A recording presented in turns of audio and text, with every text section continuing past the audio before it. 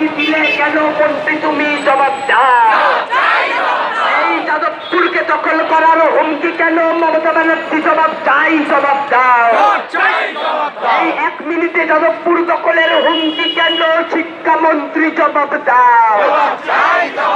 যাদবপুরকে বদনাম করার কাজ সেইটা করতে কালকে এসেছে, কিন্তু যাদবপুরের ছাত্ররা তারা গণতান্ত্রিকভাবে ছাত্র ভোটের দাবি করতে গেছিল, সেইটা শোনেনি, পরিস্থিতি ঘোরালো করেছে এবং তার ফলে দাঁড়িয়ে গাড়ির চাকার তলায় ছাত্র চলে যাওয়ার মতো লক্ষার্জনক।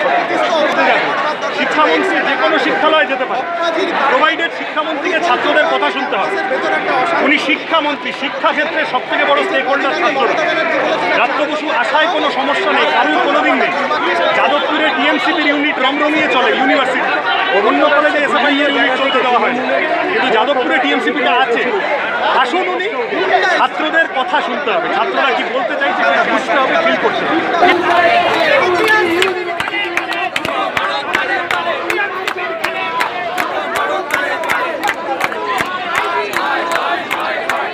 সরকার যে ব্যর্থ, রাষ্ট্রপতিতে ব্যর্থ, সেটা আমাদের কাছে স্পষ্ট হয়েছে। কিন্তু গতকাল তার ঘটনা যিনি ঘটালেন, তার মধ্যে দিয়ে আমরা বুঝতে পারলাম যে তিনি সমাজে বসবাস করার যোগ্যও নয়। শিক্ষামন্ত্রী অনেক দূরের কথা, তাকে ইমিডিয়েটলি গ্রেপ্তার করা উচিত, নাহলে আশেপাশের মানুষের কাছে নিরাপত্তা ইস্যু ক্রিয়েট হচ্ছে, তিনি নিরাপদ নন। না, রাত্র বসুর গ্রেপ্তারি, তার অ্যাসোসিয়েটের গ্রেপ্তারি, রাত্র বসুর পদত্যাগ এবং বহিরাগত ঢুকলো কেন, বাংলা কথা জিজ্ঞাসা করতে হবে। Web Cooper annual general meeting Jadavpur ইউনিভার্সিটিতে, সেখানে মধ্যমগ্রামে টিএমসিপি নেতা কী করছে? বহিরাগত ঢুকিয়ে গণ্ডগোল পাকানো, তার দায় সরকারকে নিতে হবে।